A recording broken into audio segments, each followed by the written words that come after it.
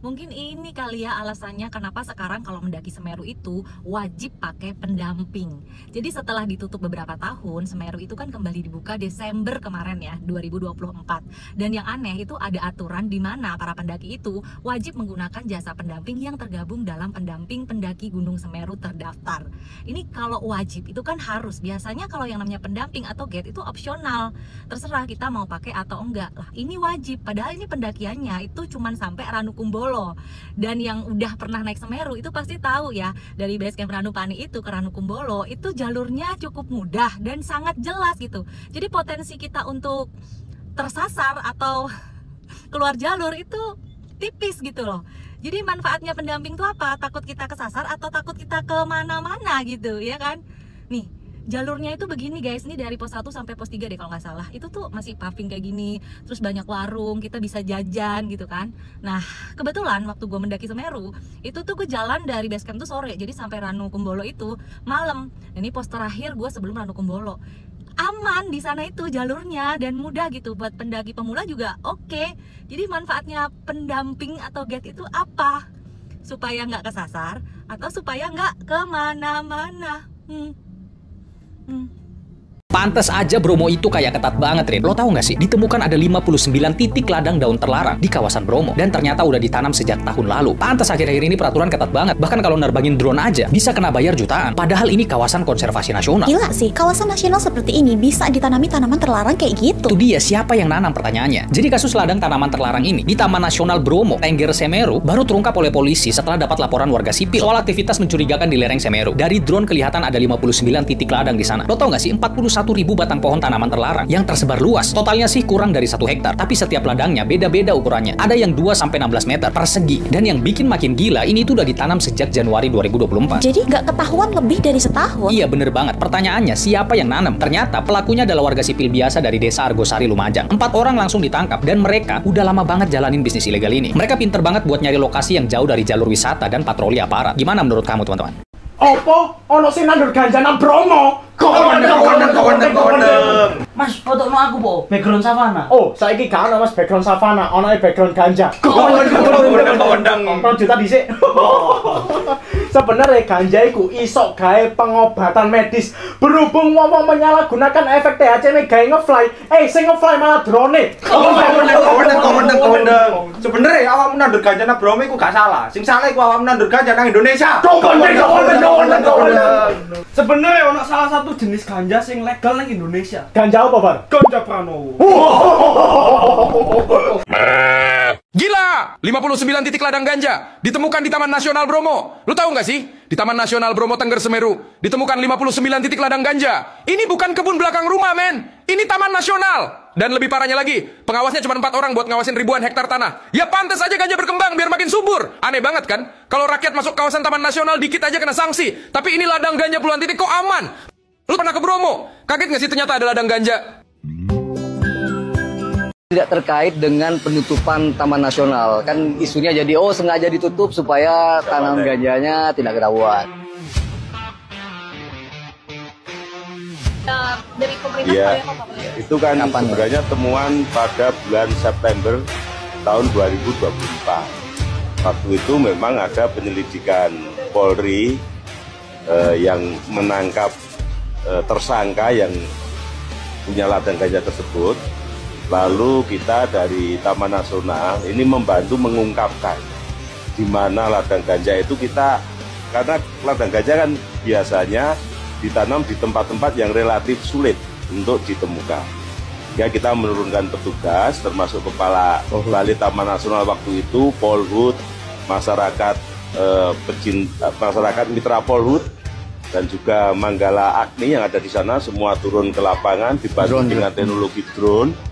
Kita petakan, ada beberapa titik yang ada ganjanya, kita hitung, lalu dilakukan pencabutan, dan setelah itu tentu ada proses ke pengadilan. Jadi mulai dari awal penemuan ladang ganja itu sampai dengan pembersihan dan proses pengadilan kita terus melakukan pengawalan. Dan kita harapkan ke depan tidak ada lagi ladang ganja yang di Taman Nasional dengan patroli yang lebih intensif yang dilakukan oleh petugas kita.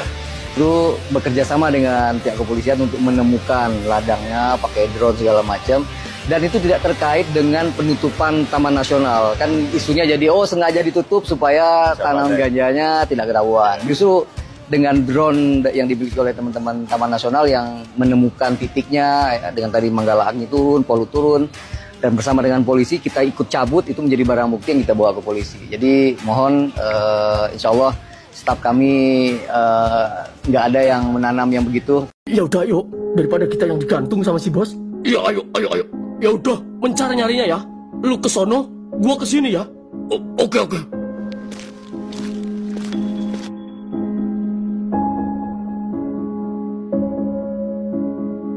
Pada bego lu semua. Ayo cari sampai ketemu. Iya bos. Ini tembus kemana dah? Keluar kayaknya, Bi. Waduh, kasihan banget si Pet. Ngumpet di mana itu dia ya? Shh, jangan pada berisik. Iya bang.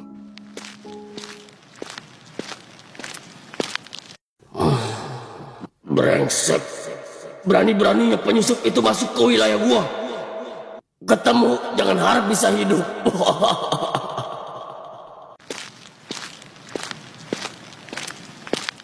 Ayo cepat. Bego banget, nyari satu orang aja nggak ketemu-temu. Iya bos. Maaf bos. Ayo. Iya bang.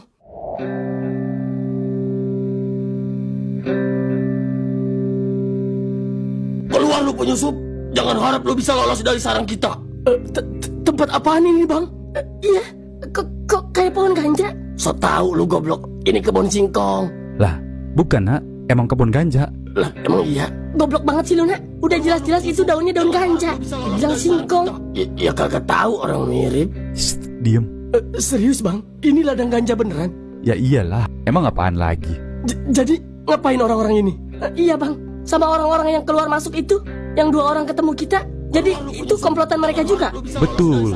Tapi mereka bukan bagian dari geng. Mereka cuma kurir yang pura-pura nyamar jadi pendaki. Makanya mereka nggak pernah mendaki sampai ke puncak kan? Setiap mereka ditanya, pasti mereka bilang udah nyampe puncak. Oh, pantesan anjir. Waktu itu juga pernah gua tanya, naik apa turun? Turun kita bang. Nggak jadi naik kita bang. Oh iya bener, gue inget Bi. Tapi tugas 2 orang itu apaan bang? Tugasnya tuh bawa barang terlarang dari gua ini dikirim ke kota nak. Dan tugas itu umum, siapapun boleh jadi kurir asalkan siap menanggung resikonya. Oh gitu. BTW, kok Bang Topan tahu semuanya? Ya. 38.000 yang sudah diamankan di Polres, dan saat ini ada 4 lokasi yang kita temukan lagi dengan jumlah 48 titik ladang, dan ini masih terus kita selusuri karena diduga masih banyak lokasi yang dibuat oleh para pelaku dengan cara menanam dengan jarak kurang lebih 100 sampai 200 meter.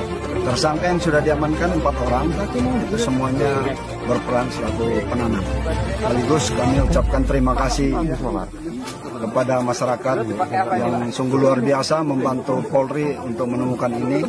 Dan ini pesan kepada masyarakat Desa Argosari bahwa tanah yang sungguh subur ini bagus ditanami oleh tanaman bermanfaat, sayur-sayuran yang bisa menghasilkan ekonomi buat masyarakat daripada ganja yang sangat berbahaya buat generasi bangsa.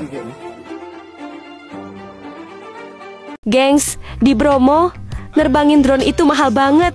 Bisa sampai 2 juta. Katanya biar nggak ganggu pemandangan dan burung-burung. Tapi lo tahu nggak? Ada yang terbang lebih tinggi dari drone dan nggak kena tarif sama sekali. Bayangin, kita niat bikin konten keren malah dicegat petugas. Padahal di tempat yang sama ada tumbuhan ajaib yang udah bertahun-tahun hidup damai tanpa izin. Lah, kok bisa? Ternyata gengs, ada ladang ganja seluas 1,5 hektar di Bromo. Itu kira-kira 3 lapangan bola penuh daun hijau.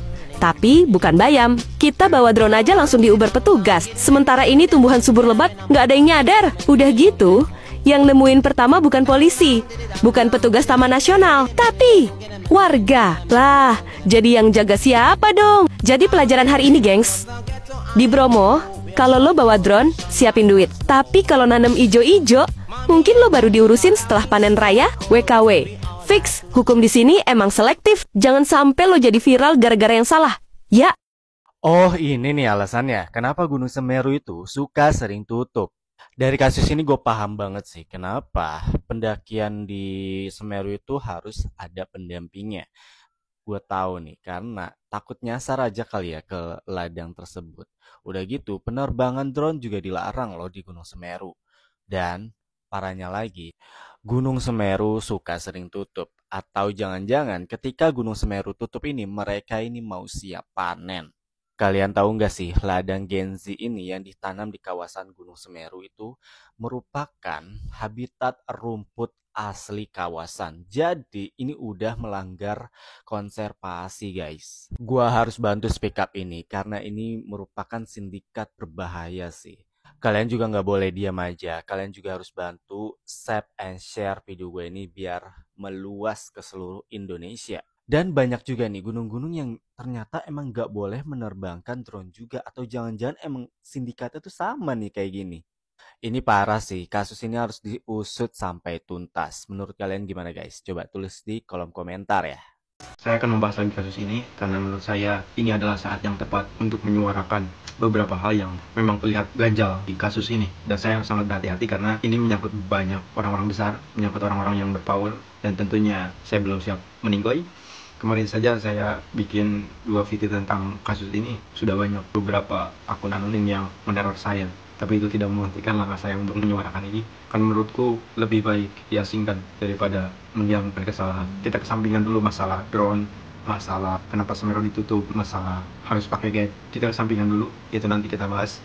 Tapi hal yang lebih substansial di kasus ini adalah ada beberapa DPO dan juga mafia yang belum ditangkap. Ini yang menjadi pokok permasalahan. Karena mau sampai kapan coba yang ditangkap dan yang diadili adalah orang-orang yang memakai, adalah para petani yang bekerja, sedangkan mafia dan jaringannya tidak ditangkap dan tidak diputus. Ini kan sesuatu hal yang aneh. Kita orang tolol aja tuh tahu gitu. Kalau kita mau cabut rumput, ya harus sampai akarnya dong, biar ketemu lagi. Ini kan negara yang tidak memperbolehkan narkotika. Tapi kenapa pada praktiknya masih tetap aja ada pasar gelap yang memperjualbelikan narkotika?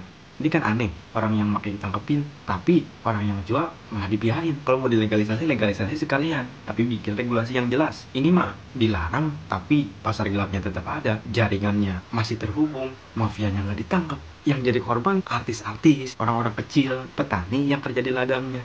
Sedangkan yang di atasnya nih, hahaha aja sementara ini kan. Jadi kalau mau dilegalkan, legalkan sekalian. Saya tidak mendukung legalisasi ganja ya, cuman kalau melihat seperti ini kayak lucu aja gitu. Orang-orang yang punya kewenangan selama ini ngapain aja sih? Ini kan udah dari lama gitu.